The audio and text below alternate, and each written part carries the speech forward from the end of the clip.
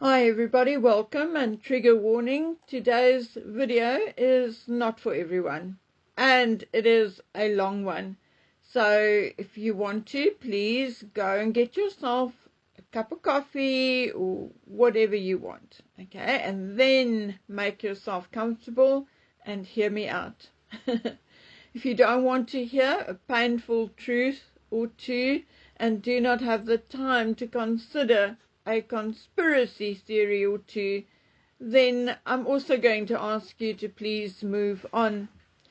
This video will hit in places you may not want it to, because it will contain things and indeed feelings I have held back for a very long time, and I'm taking it as far as I can and still stay within YouTube guidelines.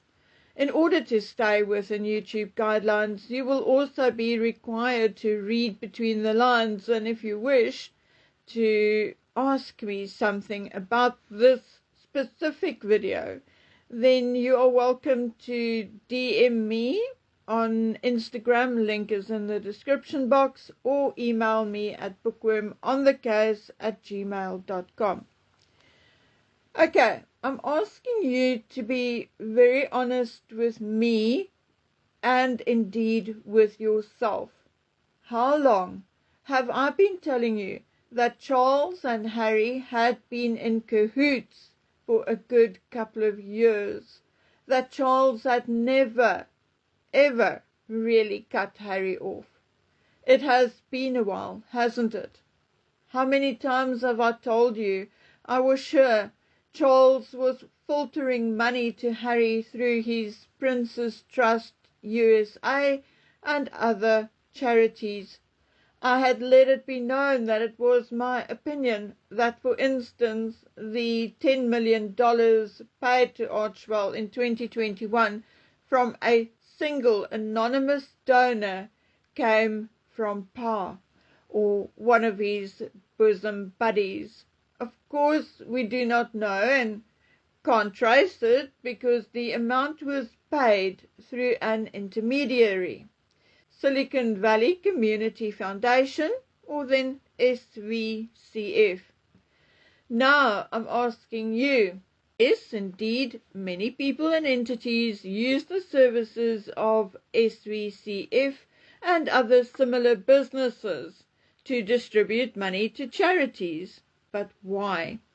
Even when persons, companies and trusts use companies like BlackRock, for instance, to distribute money to charities, you will find in the small print something like contributions from BlackRock on behalf of, say, the Wilson Family Trust, or on behalf of Mr. and Mrs. Wilson, or then SVCF on behalf of the Perry Foundation, something like that. The Perry Foundation or the Wilsons just cannot be bothered with the technicalities of paying a large amount of money to another entity or another charity, or SVCF are actually doing the administration for them. Okay, so they will just approve. SVCF will contact them and say, listen, you have 10 million, we suggest that you pay 5 million to Archwell Foundation and 5 million to whoever else. Okay, so they advise them on the distribution of their funds. Now, if you watch some of these royal foundations or some of the charities the royals are involved with, you will see it very, very often. Something like JP Morgan Chase on behalf of Estate J. Smith, or Jerry Smith Family Trust, represented herein by BlackRock or SCVF, that kind of thing. Yes, I'm sure there are celebrities or politicians or those among the rich who do not wish the world to know who they support or donate to. But ask yourself, who would have the most to lose if it leaked that he or one of his charities gave money to Harry and Meghan or then Archwell. I cannot think of anyone who would be particularly fazed about it except for King Charles, of course, or his trust or his foundation or someone affiliated with the monarchy or the royal family. Now let me put it this way. It is more likely that Charles or his foundation or his trust made that 10 million donation in 2021 in order to get Archwell up and running than it would be for, say, Oprah or anybody else in their circle in 2021 would have donated that much in one go. I actually even thought of Tyler Perry, whom they asked to be Lily's godfather in 2021. But I just don't see it, and neither does any of Tyler Perry's friends and colleagues. According to them, he would rather have set up, say, a study fund for Archie and Lily or done something more personal for them. Besides, he has his own foundation and charity. Why would he pay another foundation or charity? Anyway, I'm digressing. In 2021-2022, I had someone do a preemptive costing on Meghan and Harry's lifestyle, their supposed mortgage payment, their security, their vehicles, their utilities and taxes, etc. A $9 million mortgage, 30 years fixed at 6%, is a monthly repayment of $53,959. A 30-year fixed mortgage at 7% would be in the region of $59,800 per month. Their private security would come in at about $3 million. I mean, that's basic. Dragging the guys overseas, etc., would add to the cost in terms of a living out levy they have to pay, as well as the cost of the men's accommodation, etc., etc.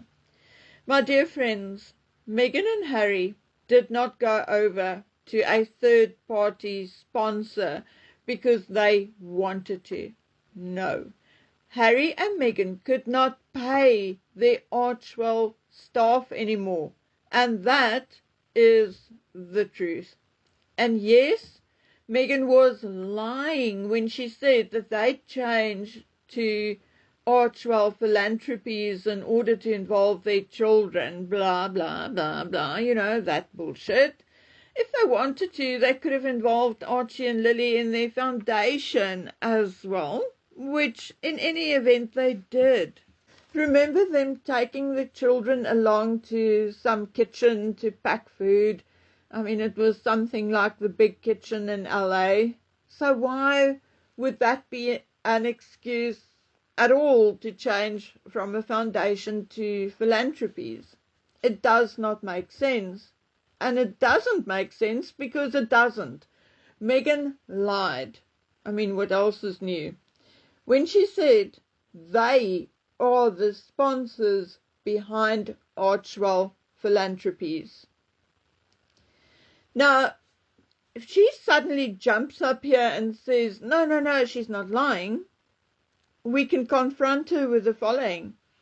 Either she is lying, or ex-staff are lying, or misspoke when they told a media contact, and I quote, have a third-party sponsor, and how much easier it is now for them to not have to worry about the nitty-gritty administration and filings anymore, but concentrate on involving themselves in their charitable endeavors.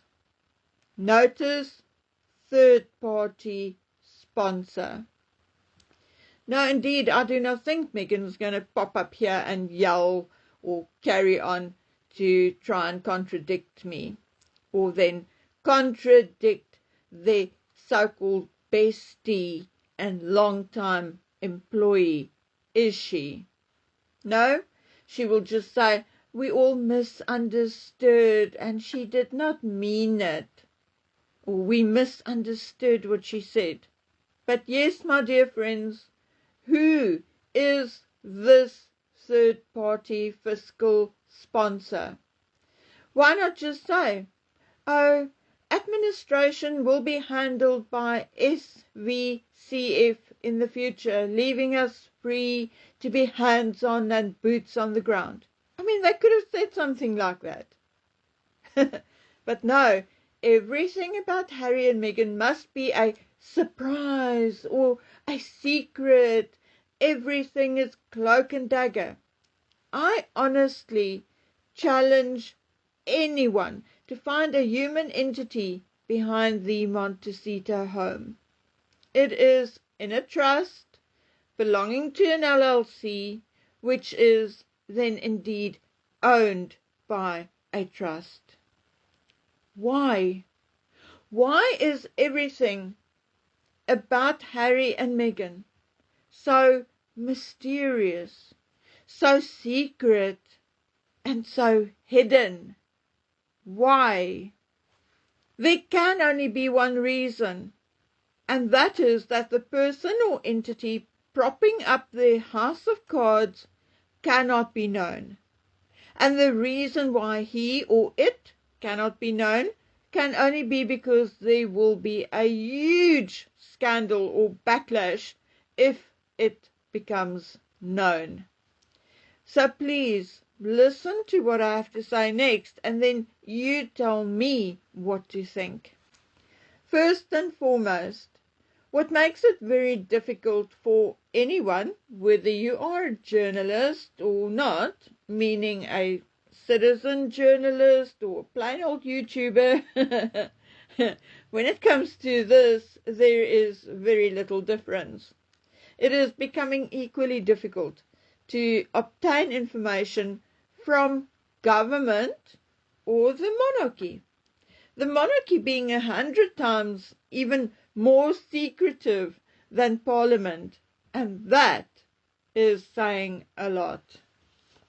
Because Parliament is at the moment curtailing the press more and more and more in what they are allowed to report. When it comes to Harry and what his function and role is in the bigger picture, we find ourselves either walking into a brick wall time and time again, or fighting our way through what feels like a thick fog with very little light shining through. We never, ever, ever, ever get a straight answer, no matter what. If we are to believe that Pa bankrolled them when buying the property in Montecito, and that it was indeed Pa who helped them set up Archwell, then the question is, what did they have to do for Pa in exchange for everything he did for them? Remember the Aspen Institute? Harry joined the Aspen Institute in March 2021. His appointment was part of a push to address the avalanche of misinformation in the digital age. Harry served as one of the 15 commissioners in the Institute's Commission of Information Disorder. Now, that is very hard, or a hard thing to say without laughing. I mean, hey Jack, you can't say Meghan is a liar or a pathological liar anymore. Oh, no, no, no, no. She's just suffering from disinformation disorder. Okay? DD for short. Anyway, Harry served alongside the likes of Katie Couric, a journalist, Chris Krabs, former director of CISA, and Garry Kasparov, chess grandmaster and activist. Yes, indeed, Harry served alongside people with some academic accolades, at least, whereas he himself passed school by the seat of his pants and maybe by what's in it, definitely not by brain power alone. Okay, so there were excuses to be dreamt up. Harry's experience being a poor victim of misinformation and the press. He was also presented as the philanthropic leader due to his involvement with Archwell, and of course because of his high profile and global recognition. So yes, the Aspen Institute chose Harry for his profile in the media, the anti-media using the media, the Commission advocating for the truth in the media, choosing a known liar and spreader of misinformation. Now make that make sense. No, it doesn't. And why? Because it is not meant to make sense. Although the Aspen Institute does not credit anyone specific for suggesting or introducing Harry, one name is sort of slipped into the mix when it comes to Harry's involvement. And that name is Catherine Huff-Schmidt Murdoch, who of course is married to James Murdoch, the youngest son of Rupert Murdoch, and together they run the Quadrivium Foundation. But other than being married to James Murdoch, Catherine was a visiting fellow at Oxford University in 2012, and she was also at some point the executive director for the Clinton Climate Initiative. Now, do I need to take this any further? I don't think so. You all have brilliant powers of deduction and imagination. Throughout their time in the United States, money came in, but more, much more went out. Although Harry got in the region of 20 million from his book, about 18 from Spotify, and about 30 to 40 million out of Netflix, Harry's proceeds from his mother's inheritance was also about 11 million, and Charles gave him 7 million, which served as a severance package when they left. And then there were the obviously smaller amounts for speeches and appearances. So let's play devil's advocate and say that they earned in the region of 100 million over a period of 6 years. Thus, about 16 million per year on average, of which 3 million or more goes to security alone. I also heard that they have multiple mortgages. Now, I do not know where or what for. All I know about is the supposed property in Portugal, okay? The point is that it may not look like it on the surface, but Harry and Meghan are living way above their means. Things we cannot calculate are things like private flights, household expenses, food and cleaning material, including household staff, of course. We heard that after the restructuring of Archwell, they only have 3 staff, a PA each and a general assistant. But no one cares to look at the rest of the staff. A groundsman and his assistant, I heard 3 nannies, a housekeeper, etc., etc. But never mind, moving on. I heard a commentator say the other day that Meghan knows about money and how to work with it, but Harry not, because he never had to. Big mistake, huge mistake, and utter rubbish. Harry may not have much of a clue, that I will concede. But, like his grandmother and his father, Harry is a miser. He will not spend a dime unless he has to. His friends or ex-friends will tell you that he always tried to dodge when it was his turn to pay for drinks. How he would wear a pair of shoes until not only his shoes, but every pair of socks he had holes in them. No, it is Meghan who has never learned how to work with money. Both her parents declared bankruptcy at some point. Her father kept his bankruptcy from her, and Meghan still got what Meghan wanted when Meghan wanted it. Throughout her life, Meghan lived with the delusion that she was special, yet a victim of circumstance, and therefore everybody owed her.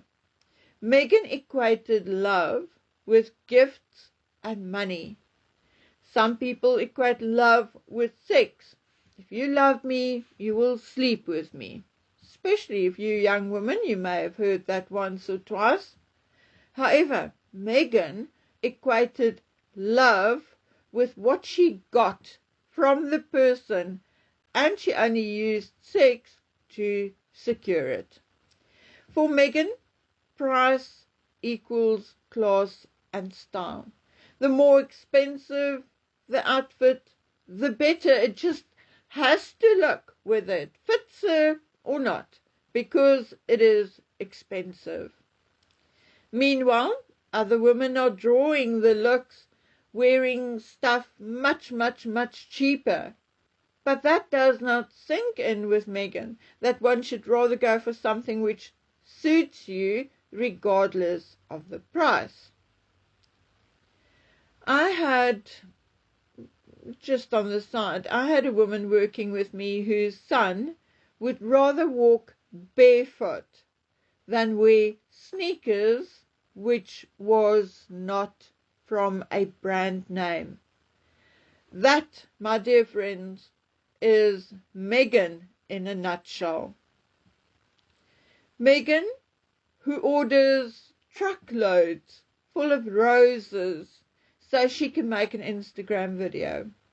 Meghan, who shops in boutique stores and organic food markets because she will die ingesting a kernel of something from a normal retail chain store. It is Meghan who may suddenly reach out and tip a waitress an eye-watering amount, because it is Meghan who is bound by her delusions to physically show people that she's married to a prince and that she is such a humanitarian. Regardless of the money they had earned, money which would have lasted you and me a lifetime and with change left, Meghan can burn through millions in the blink of an eye. If she gets a bee in her bonnet, you have to lock the doors and hide the keys very quickly.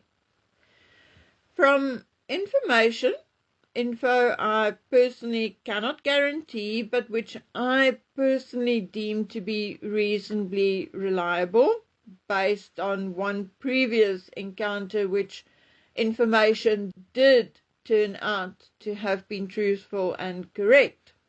Harry and Meghan had, on 2 prior occasions, been as close to being absolutely broke they were down to the skin on their asses with a couple of months to go before the next paycheck could be cashed. However, somehow, miraculously, money appeared out of thin air. Now, we have no clue, we don't know, but myself and others have indeed speculated that the Bank of Power gave them, let's call it, an endless loan.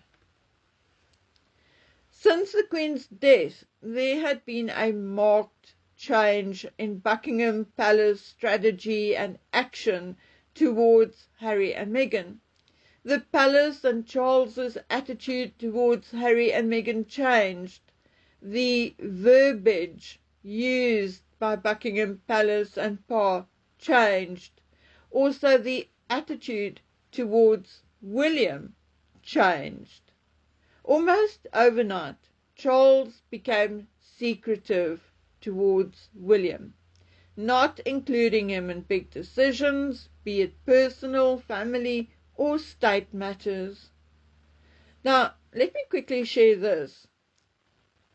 Charles is, to this day, still interfering in the Duchy of Cornwall, and he was beside himself with anger when William started to get rid of the old leasehold format or saga. The Duchy of Cornwall is indeed about 15, if not more, years behind on this, and the reason why the people in Cornwall properties was becoming more and more dissatisfied with Charles and started calling him a feudal landlord. However, when William started abolishing the system, Charles called him weak, a sellout, and God alone knows what else. The Duchy of Cornwall and Harry were two subjects which led to the first major fight between William and Charles after the death of the Queen and after Charles obviously became king. Before that, I think it was October 2020 or 2021, I'm not sure now, but I think it was 2020 because the Queen was still alive, okay? There was another huge fight which spread through the entire royal family, resulting in even Edward and his family not going to Windsor for about 4 months. I have been told that these two major fights or disagreements are what finally cracked the mold and caused the rift between Charles and William. Charles, however, has a modus operandi all his life. He either pretends he's a cartoon ostrich and put his head in the sand, or he takes revenge. And although Charles feels a little stripped, a little naked without his Michael Fawcett, he also feels the loss of Harry, whom he understood better than he ever did William, and who, like him, hated the grey suits, hated the press, and hated the institution. And, if you want to hear the truth, hate the plebeians as much as he, Charles, does. So, enter Torben André, who is almost, not quite, but almost a Michael Machtu. Torben André, who is, however, definitely Charles's replacement for Mark Bolland, who was specifically hired and instructed to blow Camilla's image up to the point where the British people felt almost privileged to have her as companion for their future king. The process to make Harry look like the medicine the royal family needs, like the empath, the mover and shaker, the best thing since choc chip cookies, I believe, started during the very public meeting between Torben Andre, Meredith Maines, and Liam Maguire. I see people are by now wetting themselves over Harry saying he still is and always will be part of the royal family and will always do what he was born to do. Really? Why are you angry? I can hear you shout at me. He's not a senior royal. He's not a working royal. Everybody, every one of you yells in chorus. My ears are actually vibrating. Unfortunately, my dearest of friends, you are all wrong. Harry is 5th in line to the throne and his son 6th. So the both of them are indeed considered senior royals according to legacy and rule. Him and his wife are still on the royal website. Harry still has all his titles and, quite frankly, most of his patronages. The only ones the Queen took away were the military ones and the Football Association, or whatever, one of those, the one Catherine now holds, okay? Harry has lost absolutely nothing but certain privileges. Privileges he is slowly but surely getting back. I even laugh, when people still believe that Ravik has not made a decision on Harry's security yet. Really? Come on, folks. Not a month goes by where someone, I heard Neil Sean a while ago, or someone else, does not go, with glee I must add, "Oh, Ravik is meeting next week, and then we will know whether Harry has his royal protection back." And then nothing happens. Come the following month, it's the same thing. "Oh, Ravik is meeting, we will finally know." And then nothing. Now, I'm telling you, and I have been telling you for a long time now, it is all BS. The security has already been decided end of November or early December 2025. And like a Metropolitan Police media liaison said to a friend of mine over the telephone, "We do not owe you anything. The Duke's security is a private matter between us and the Duke." I'm asking you, why would my British friend or I lie to you about this? What would we get out of it? But you prefer to wait month after month after month after month for a statement, which is likely not going to come. But if that is what you prefer, if you do prefer to wait month after month after month, then go right ahead and wait. I have eyes to see the unfamiliar faces, the secret services, the trained royal protection officers in Australia and Ukraine. But if you prefer to believe that those blokes are just blokes paid by God alone knows who, maybe Crocodile Dundee's ghost in Australia or Zelensky's mother in the Ukraine, then go right ahead, whatever floats your boat. But here is a tidbit for you.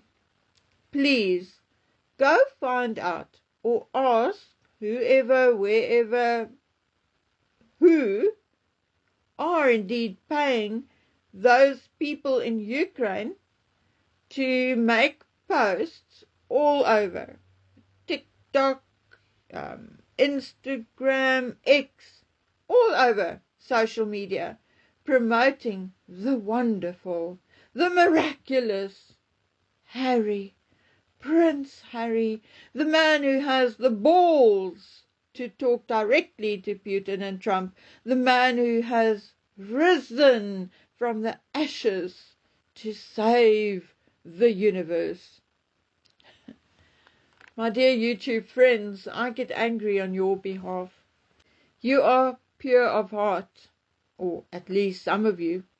You so much want to believe the best of everybody. You are hoping that the king and other leaders' intentions are pure. But I sit here on so much information, some which would not be safe to share, and some I know you just do not want to hear. But then I know that you are being gaslit. I know you are being lied to, and I know you are effectively being stolen from. Here is just one small example. Go and count the uniformed and plainclothes cops with Harry and Meghan on that lonely walk back to their vehicles, where the barriers were erected for an invisible crowd coming to Bondi Beach. Go and ask how much the security and the barriers and the entire outing actually cost Sydney. And when you are done, let's assume they will tell you the truth. When you are done, tell me how you feel. Now, Harry was not lying when he said he is still a member of the royal family and that he is working as a royal. He wasn't lying. He didn't say that to anger anyone. He was telling the truth. Why do you think that particular question was asked of him? That journalist was told to ask that question, and Harry was told to tell the truth. Harry is, whether you want to believe it or not, a working royal. I don't know when exactly he became a working royal again, but he is, even down to Pa still paying him, or again paying him for his services. Harry wasn't lying to you. The courtiers, the Torben Andres, on behalf of the king, are the ones lying to you. Okay, my dear friends, this is probably the longest video I have ever made.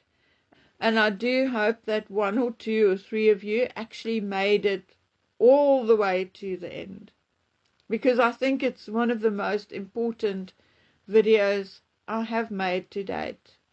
And in it, I'm trying to tell you the truth. I'm trying to highlight the truth, whether you choose to believe it or not. There is still a whole lot to talk about, but we'll leave that for another video. Until then, please take good care of yourselves and stay safe. Look out. Be aware at all times. Bye.